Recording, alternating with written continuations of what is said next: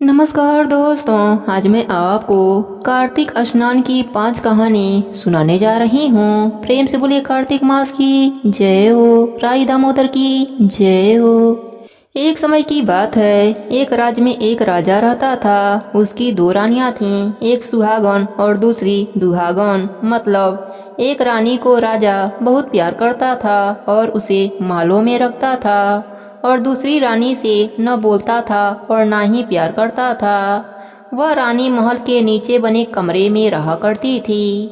बड़ी रानी सोचती थी कि राजा ने दूसरी शादी कर ली तो मेरा मान सम्मान कम हो जाएगा, इसलिए बड़ी रानी छोटी रानी के विरुद्ध राजा को भड़काती रहती थी। तो एक दिन राजा ने छोटी रानी को महल से निकाल दिया था।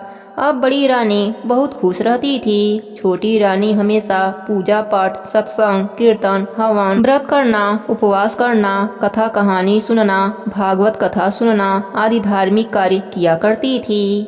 यह देखकर बड़ी रानी सोचती थी कि यह सब राजा को बस में करने के लिए करती होगी, इसलिए वह बहुत चिढ़ती थी। लेकिन राजा को इस बात की जरा भी खबर नहीं लगने देती थी और उसके विपरीत बातें किया करती थी। एक बार छोटी रानी हमेशा की तरह कार्तिक स्नान कर रही थी। वह रोजाना सुबह स्नान करके भगवान की पूजा पाठ, मंदिर की परिक्रमा व सारे पेड़ पौधों की पूजा अर्चना किया करती थी, जैसे केला सींचना, कदम सींचना, आंवला सींचना, बड़ पीपल सींचना, कल्प वृक्ष सींचना, तुलसी सींचना। इन सब की पूजा अर्चना करती थी और परिक्रमा करती थी। यह सब पेड़ पौधे गांव के बाहर लगे हुए थे। वह सुबह जल्दी उठकर सबकी पूजन करके दिया बाती करती व परिक्रमा करती थी। एक दिन बड़ी रानी ने उसे देखा तो उसने राजा से कहा कि वन के पूरे पेड़ पौधों को कटवा दो। उस समय कार्तिक का महीना चल रहा था। तब राजा ने रानी से कहा, जीव जंतुओं को बैठने और रहने की जगह जरूरी है। जीव जंतु कहाँ रहेंगे, वह रास्ते चलते इंसान विश्राम कहाँ करेंगे। लेकिन रानी ने जिद की तो राजा ने बिना विचारे ही सारे पेड़ पौधों को कटवा दिया। अब सब जीव जंतु पशु पक्षी परेशान रहने लगे और छोटी रानी भी बहुत परेशान हो गई। वह उस जगह को छोड़कर कहीं दूर पेड़ पौधों की खोज में चली गई। वह सोच रही थी कि कहीं दूर जंगल में कोई तुलसी का पेड़ दिख जाए तो तुलसी सींचकर उसकी पूजा अर्चना करके परिक्रमा कर लूंगी। यह सोचते सोचते अपने घर से बहुत दूर निकल गई और विष्णु भगवान का ध्यान करती रही। भगवान ने उसकी प्रार्थना सुनी और उसको एक झोपड़ी दिखी और उसके बाहर एक बड़ा सा तुलसी का पौधा दिखा और पास में ही गंगा की धारा बह रही थी। वह यह सब देखकर बहुत खुश हुई और सोचने लगी कि महल के नीचे भी अकेली रहती थी, उसी तरह यहाँ भी रह लूंगी। यहाँ पर सुबह नहा धोकर पूजा पाठ करके कुछ खा लूंगी। उसने गंगा के धारा में सुबह स्नान किया, तुलसी सींचा, परिक्रमा करी, विष्णु भगवान की पूजा करी। वह बहुत खुश हुई। भगवान ने अच्छा जगह दिखा दिया। वह वहीं पर रहने लगी। कुछ दिनों के बाद राजा शिकार खेलने गए। एक नौकर को साथ ले गए। अब राजा शिकार खेलते खेलते बहुत दूर निकल गए। राजा को प्यास लग गई। उनका जी घबराने लगा। वह बहुत बेचैन हो गए, परेशान हो गए और सोचने लगे कि मैं इतना परेशान हो गया, बाकी के जीव जंतु और पशु पक्षियों का क्या हाल होता होगा। वह बहुत दुखी हुए और नौकर से बोले कि कहीं दूर तक देखो, 2 बूंद पानी मिल जाए और छाया मिल जाए तो जान बच जाएगी, नहीं तो आज जान ही निकल जाएगी। नौकर ने दूर तक नजर फैलाया तो वही रानी की झोपड़ी दिखी। वह राजा को घोड़े पर बैठाकर वहां ले गया और एक पेड़ के नीचे लिटा दिया। गंगा जी के धारा में से पानी पिलाया। रानी ने तुलसी के नीचे जो भोग लगाया था वह दोनों ने खाया और जल पीकर वहीं पर थोड़ी देर विश्राम करके फिर घर के लिए रवाना हुए। राजा को आश्चर्य हो रहा था कि इतनी दूर घने जंगल में किसने यह प्रसाद चढ़ाया होगा। यहाँ आकर कौन पूजा करता है, इतने घने जंगल में कौन रहता है। यह तो भगवान का ही चमत्कार था। यह सोचते सोचते राजा महल आ गया और जब रात को सोने गया तो राजा ने यह सारी बात रानी को बताई और कहा, तुम्हारे कहने पर मैंने जंगल के सारे पेड़ पौधे कटवा दिए। आज तो मेरी जान निकल जाती। कहीं भी पेड़ पौधा विश्राम के लिए नहीं मिल रहा था। यह तो कोई भगवान का चमत्कार ही था जो मुझे एक पेड़ मिला, वहाँ पर गंगा की धारा मिली, नहीं तो आज मैं घर नहीं आ पाता। राजा ने रानी से पूछा कि तुमने हमारे लिए कोई पूजा पाठ व्रत उपवास किया था क्या, जिससे आज मेरी जान बच गई। रानी ने कहा, हमने तो आज तक ऐसा कुछ नहीं किया। राजा मन ही मन सोचने लगा, छोटी रानी ने हमारे लिए कोई व्रत उपवास किया होगा, उन्हें जाकर पूछते हैं। दूसरे दिन राजा छोटी रानी के झोपड़ी में गया तो वहाँ नहीं थी। राजा ने विचार किया कि छोटी रानी कहाँ चली गई। राजा सोच में पड़ गए और लोगों को खोजने के लिए भेज दिया। लोग ढूंढते हुए उसी जंगल में पहुँचे। वहाँ छोटी रानी तुलसी जी की पूजा कर रही थीं। नौकर ने आकर राजा को सारी बात बताई। राजा ने सारी बातें सुनकर खुद रथ लेकर रानी को लेने पहुंचा। राजा ने जाते ही रानी के पाँव पकड़ लिया और कहा कि हमारी गलती को आप माफ करना और राजमहल चलो। रानी ने राजा को उठाया और कहा कि यह आप क्या कर रहे हैं। राजा ने बताया कि आपके वजह से ही मैं जिंदा खड़ा हूँ, वरना मैं तो मर जाता। रानी को राजा ने सारी बात बताई और बार बार रानी से क्षमा मांगने लगा। राजा रानी को लेकर राजमहल आ गया। पूरे नगरी में जय जयकार होने लगी। राजा छोटी रानी को महल में लाया और बड़ी रानी को देश निकाला दे दिया और कहा कि तुम खुद भी बुरी थी और हमें भी बुरा बनाती रही। आज तक मैं तुम पर विश्वास करता रहा। राजा ने बड़ी रानी को देश निकाला दे दिया और छोटी रानी को महलों में रख लिया और फिर रानी को 9वें महीने में एक सुंदर सा राजकुमार पैदा हुआ। राजा बहुत खुश हुआ। राजा रानी व देशवासी सभी सुख चैन से रहने लगे। राजा ने सब जगह पेड़ पौधे वापस से लगवा दिए। जगह जगह धर्मशाला व बावड़ी बनवा दिया। हर जगह पानी की व्यवस्था करा दी। फिर से आने वाले कार्तिक मास में दोनों ने जोड़े से 1 महीने व्रत उपवास किया और विष्णु भगवान की पूजा अर्चना करी और उद्यापन करी। ब्राह्मण भोजन करवाया। सोना चांदी आभूषण अन्य धन गौ आदि सब कुछ दान किया। समय आने पर राजा रानी दोनों को वैकुंठ लोक का वास मिला। हे विष्णु भगवान, हे तुलसी माता, जैसे आप राजा और रानी पर अपनी कृपा करी, वैसे ही अपने सभी भक्तों पर अपनी कृपा बनाए रखना। कहानी अधूरी हो तो पूरी करना, पूरी हो तो मान रखना। प्रेम से बोलिए विष्णु भगवान की जय हो, कार्तिक मास की जय हो, तुलसी माता की जय हो। एक समय की बात है, एक गांव में गुजरी रहती थी। उसका पति और बेटा गांव के बाहर कमाने के लिए गए थे। घर में सिर्फ गुजरी और उसकी बहू रहते थे। उनके पास एक गाय थी। सास ने एक दिन बहू से कहा कि जाओ यह दूध दही बेचकर आओ। बहू इसके पहले कभी भी घर से बाहर ऐसे कुछ बेचने नहीं गई थी, लेकिन सास को कैसे मना करे, इसलिए दूध और दही मिट्टी के घड़े में लेकर बेचने के लिए निकल पड़ी। रास्ते में उसने देखा कि कार्तिक मास में औरतें पीपल पथवारी सींच रही हैं। उन्हें देखकर वह उनके पास गई और उनसे पूछने लगी, यह आप लोग क्या कर रही हैं? तो औरतें बोली कि हम पीपल पथवारी सींच रही हैं। बहू को कार्तिक मास के बारे में कुछ भी पता नहीं था। उसने यह पहली बार देखा था। उसने पूछा, ऐसा करने से क्या होता है? औरतों ने बताया कि यह कार्तिक का महीना है। कार्तिक मास का बहुत बड़ा प्रभाव होता है। पूरे कार्तिक मास पीपल पथवारी सींचने से अन्य धन की प्राप्ति होती है। अगर किसी का पति बरसों से बिछड़ा हुआ हो तो वह वापस मिल जाता है। यह सब सुनकर बहू बोली, आप लोग पानी से सींच रही हैं, उसके जगह मैं दूध और दही से सींचूंगी। अब बहू सच्चे मन से रोज सारा दूध और दही पीपल पथवारी को चढ़ा देती। थोड़ी देर उन औरतों के पास बैठती, कार्तिक महात्म्य सुनती, कार्तिक मास की कथा सुनती और उधर उसकी सास सोचती कि बहू दूध और दही बेचने कहीं दूर गई हुई है, इसलिए उसे देरी हो रही है। अब सास बहू से पैसे मांगने लगी तो बहू बोली, सासू माँ, सेठ जी महीना खत्म होने पर हिसाब करेंगे, तब मैं आपका सारा पैसा लाकर आपको दे दूंगी। कार्तिक महीना पूरा हुआ और कार्तिक का पूर्णिमा आया तो बहू को डर लगने लगा कि अब मैं क्या करूं।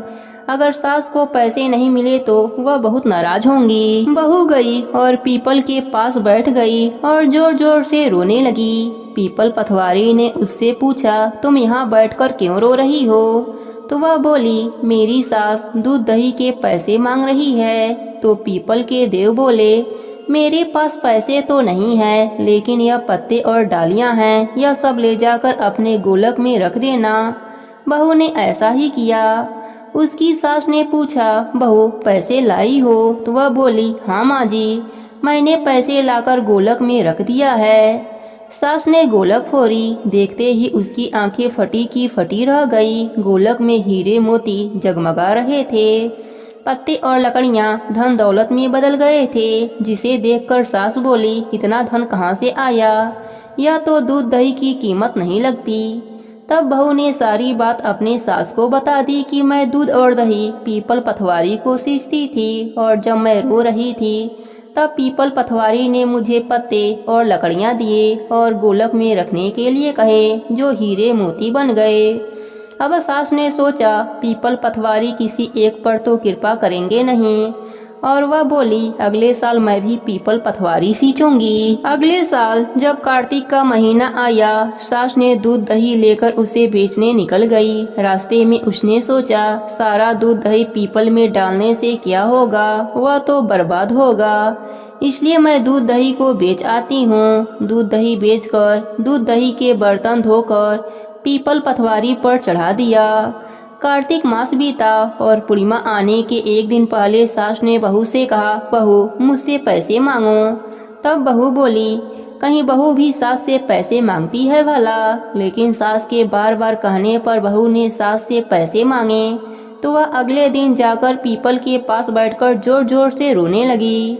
पीपल के देव प्रकट होकर उससे रोने का कारण पूछा तो वह बोली, मेरी बहू मुझसे दूध दही के पैसे मांगती है। तब पीपल के देव बोले, मेरे पास तो पैसे नहीं हैं, पर पत्ते और लकड़ियां हैं, इसे ले जाकर अपने घर के गोलक में रख देना। सास ने ऐसा ही किया। थोड़ी देर बाद बहू ने गोलक फोड़ी तो देखा कि उसमें कीड़े मकोड़े चल रहे हैं। तब बहू ने सास से पूछा, यह सब क्या है? कीड़े देखकर सास भी हैरान रह गई और बोली, पीपल पथवारी ने तुझे धन दिया, लेकिन मुझे कीड़े मकोड़े क्यों दिए? तभी कार्तिक के देव वहां प्रकट हुए और बोले, तुम्हारी बहू ने कार्तिक का पूजन सच्चे मन से किया था और तुमने लालच में कार्तिक का पूजन किया था। सास ने कार्तिक के देव से क्षमा मांगी और बोली, हे कार्तिक के देव, मेरी भूल क्षमा करें। अगले साल मैं और मेरी बहू साथ में मिलकर स्नान दान आदि करेंगे, पीपल पथवारी सींचेंगे। हे पीपल के देव, हे पथवारी माता, जैसे सास बहू को अन्न धन दिया, वैसे ही इस कहानी को कहने वाले, सुनने वाले, हुंकारे भरने वाले सब पर अपनी कृपा बनाए रखना। प्रेम से बोले पीपल के देव की जय हो, पथवारी माता की जय हो, कार्तिक मास की जय हो। बहुत पुरानी बात है। एक गांव में एक बुजुर्ग बाबा रहते थे। उनकी 2 बहुएं थीं। घर का काम काज दोनों बहुएं करती थीं। एक बार कार्तिक का महीना आया तो ससुर जी ने अपने बड़ी बहू से कहा, बहू कार्तिक का महीना आ गया है और मैं कार्तिक स्नान करना चाहता हूँ, इसलिए तुम सुबह जल्दी उठकर मेरा सारा काम कर देना। लेकिन बड़ी बहू ने मना कर दिया और कहा, अपने छोटी बहू से कह दो, वह कर देगी। फिर ससुर जी छोटी बहू के पास गए और बहू से बोले, बहू मैं कार्तिक स्नान करना चाहता हूँ। छोटी बहू सीधी साधी थी। उसने अपने ससुर जी से कहा, ठीक है पिताजी, आप बताइए मुझे क्या करना होगा। तब ससुर जी ने कहा, ज्यादा कुछ नहीं बहू, बस रोज नहाने के लिए कुएं से पानी भर देना, मेरी धोती धोकर सुखा देना और दोपहर का खाना बना देना। छोटी बहू रोज सुबह उठकर पानी भरकर रख देती थी, जिससे ससुर जी स्नान कर लेते थे। फिर धोती धोकर डाल देती थी और ससुर जी को दोपहर में गरम गरम खाना बनाकर खिला देती थी। जब छोटी बहू ससुर जी के धोती सुखाती, तब उनमें से जो पानी की बूंदें गिरती वह मोती बन जाते। लेकिन छोटी बहू उन पर ध्यान नहीं देती थी। छोटी बहू उन्हें झाड़कर एक तरफ ढेर लगा देती थी। इसी तरह कार्तिक का महीना खत्म होने को आया। तब ससुर जी ने छोटी बहू से कहा कि मैं कार्तिक खत्म होने से पहले ब्राह्मणों को भोजन कराना चाहता हूँ। छोटी बहू ने कहा, जी पिताजी, मैं खाना बना दूंगी, आप ब्राह्मणों को बुला लाइएगा। छोटी बहू ने सब खाना तैयार कर दिया। फिर ससुर जी से कहा, आप ब्राह्मणों को भोजन करा दीजिए, मैं खाना तैयार कर दी हूँ। छोटी बहू यह कहकर खेत पर चली गई। बहू वहाँ चिड़ियों को देखकर सोचती है कि पिताजी कार्तिक मास में ब्राह्मणों को तो भोजन करा रहे हैं और इन चिड़ियों को एक दाना भी नहीं डाल रहे हैं। वह कहती है, राम जी की चिड़िया, राम जी का खेत, खा लो चिड़िया भर भर पेट। यही कहते कहते वहीं पर सो जाती है। चिड़िया दाना चुंगती हैं, लेकिन जो दाने जमीन पर गिरते हैं वह हीरे मोती बन जाते हैं। पास में बड़े भाई का खेत था। बड़े भाई ने देखा कि छोटे भाई के खेत में हीरे मोती कैसे आए। यह सोचकर वह अपने पिताजी के पास गया और पिताजी से पूछता है, पिताजी इसका क्या कारण है। तब पिताजी बताते हैं, बेटा यह कार्तिक महाराज की कृपा है। तब बड़ा बेटा अपने पत्नी को सारी बात बताता है। उसकी पत्नी सोचती है कि ससुर जी ने तो पहले मुझसे ही कहा था, लेकिन पता नहीं क्यों मैंने मना कर दिया। अगर मैंने मना नहीं किया होता तो यह सारा धन हमें मिलता, कार्तिक महाराज की कृपा हम पर होती। वह सोचती है, अगले साल मैं ससुर जी का सब काम करूंगी। उसने 1 साल तक इंतजार किया। 1 साल बाद जब कार्तिक का महीना आया तो बड़ी बहू ने ससुर जी से बोली, पिताजी आप इस बार कार्तिक स्नान नहीं करेंगे। ससुर जी ने कहा, नहीं बहू, अब मैं बूढ़ा हो गया हूँ, अब मुझसे स्नान नहीं होगा। तब बड़ी बहू गुस्से से बोली, आपने छोटी बहू को तो धनवान बना दिया, मेरी बारी आई तो बूढ़े हो गए। पिताजी आपको कार्तिक स्नान करना ही होगा। हार मानकर ससुर जी स्नान के लिए तैयार हो गए। बड़े बहू लालच में ससुर जी का बहुत ख्याल रखती थी, सारा काम समय से करती थी। कार्तिक खत्म होने से पहले बड़ी बहू ससुर जी से बोली, पिताजी आप एक ब्राह्मण को न्योता दीजिएगा। फिर वह खाना तैयार करके खेत पर चली गई। जैसे ही कोई चिड़िया दाना चुगने आती वह भगा देती। शाम हो गए, लेकिन उसके खेत में हीरे मोती नहीं मिले। तब वह गुस्से से ससुर जी के पास गई और उनसे पूछा, मेरे साथ ऐसा क्यों हुआ। तब ससुर जी ने कहा कि तूने तो लालच में मेरी सेवा की थी, जबकि छोटी बहू ने निस्वार्थ भाव से, इसलिए उसे कार्तिक महाराज की कृपा प्राप्त हुई, तुझे नहीं। हे कार्तिक के देव, जैसी कृपा आपने छोटी बहू पर करी वैसे ही अपने सभी भक्तों पर अपनी कृपा बनाए रखना। प्रेम से बोलिए कार्तिक के देव की जय हो। एक समय की बात है, एक सेठ जी रहते थे। उनके घर पीढ़ियों से धन ऐश्वर्य प्रचुर मात्रा में था। वह अथाह धन के स्वामी थे, परंतु लक्ष्मी जी का स्वरूप तो चंचल है, आज यहाँ तो कल वहाँ। जब उनका मन सेठ जी के घर से भर गया तो वह किसी दूसरे के घर जाने के लिए ललायित हो गईं। एक रात लक्ष्मी जी सेठ जी के सपने में आती हैं। सेठ जी ने देखा लाल वस्त्रों में सजी धजी सुंदर स्त्री उनके घर से निकलकर बाहर जा रही हैं। सेठ जी उनसे पूछते हैं, हे देवी आप कौन हैं, मेरे घर आप कब आईं और अब हमारा घर छोड़कर कहाँ जा रही हैं। माता बोली, मैं तुम्हारे घर की वैभव लक्ष्मी हूँ। कई पीढ़ियों से मैं तुम्हारे घर में निवास कर रही थी, परंतु अब मेरा यहाँ से मन उब गया है। अब मेरा यहाँ समय समाप्त हो गया है, इसलिए मैं यह घर छोड़कर जा रही हूँ। परंतु मैं तुम पर अत्यंत प्रसन्न हूँ, क्योंकि मैं जितने समय तुम्हारे पास रही हूँ तुमने सदा सदुपयोग किया, संतों को घर में आमंत्रित किया, उनकी सेवा करी, गरीबों को भोजन कराया, धर्मार्थ कुएं बनवाए, गौशाला व प्याऊ बनवाया। कुंवारी कन्याओं के तुम विवाह करवाते रहते थे तथा तुम कथा भागवत करवाते रहते थे। अतिथियों का आदर सत्कार भी करते थे, इसलिए मैं तुमसे बहुत प्रसन्न हूँ। अब जाते समय मैं तुम्हें वरदान देना चाहती हूँ, तुम जो चाहो मुझसे मांग लो।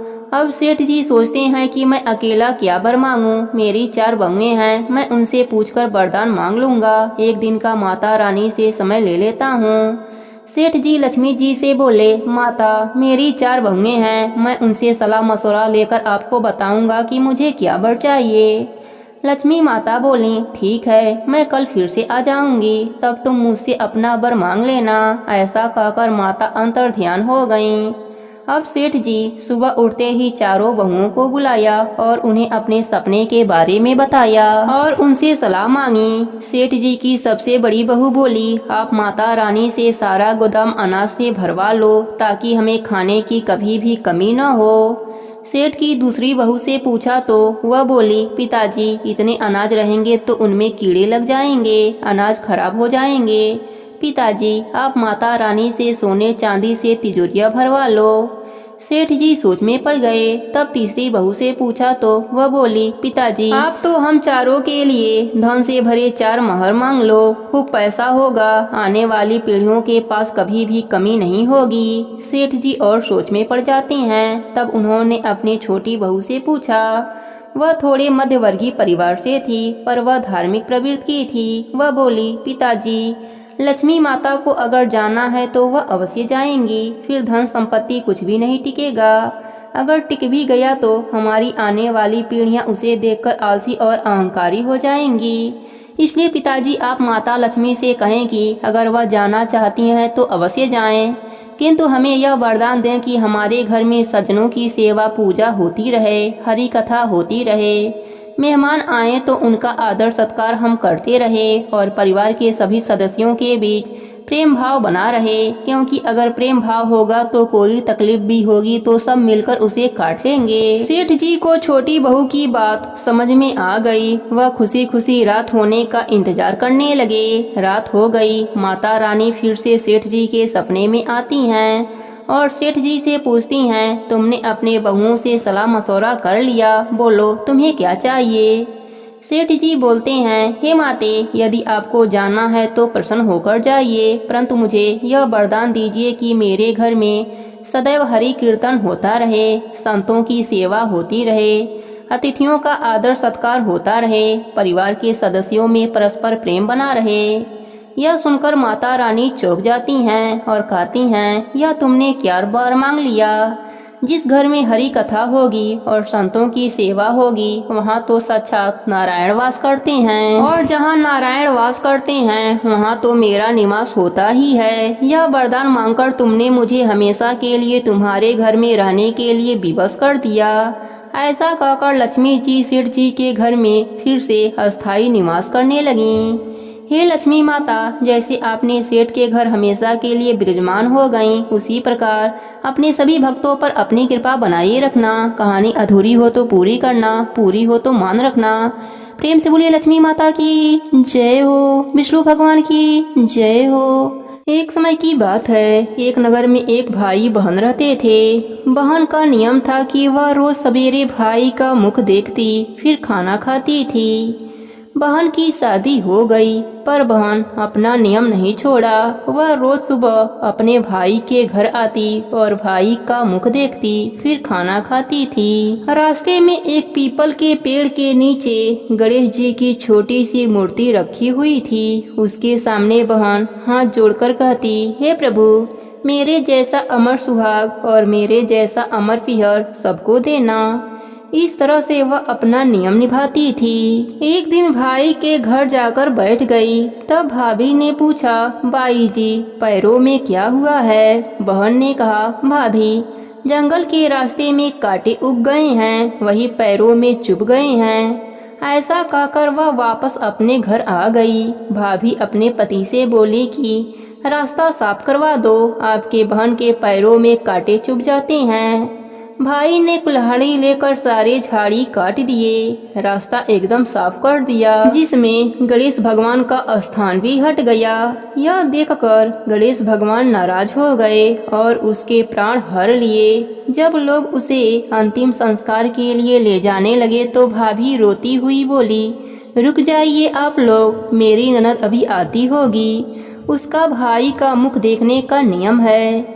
सब गांव वाले बोले, आज तो देख लेगी, पर कल कैसे देखेगी। रोज की तरह भाई का मुख देखने के लिए बहन जंगल में पहुंचती है तो देखती है कि सारा रास्ता साफ हुआ है उसने देखा कि गणेश जी का स्थान भी हटा दिया गया है।